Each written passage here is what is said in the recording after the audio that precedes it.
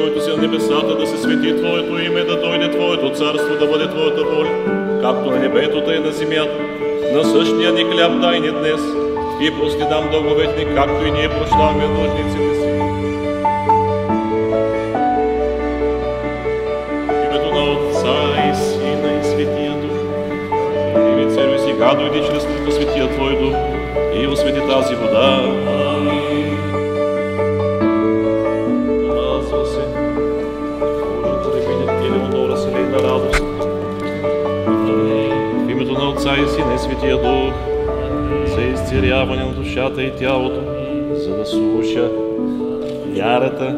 Твоите ръце ме сътвориха и ме устроиха, за да ходя по стъпките на Твоите заповеди.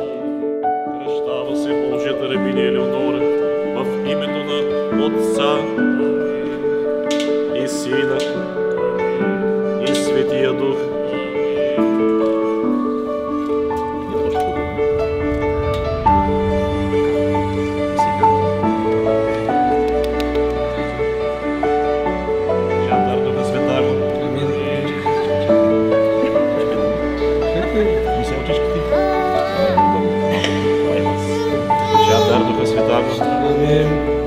Дар Духа Святаго, теча дар Духа Святаго, теча дар Духа Святаго, теча дар Духа Святаго.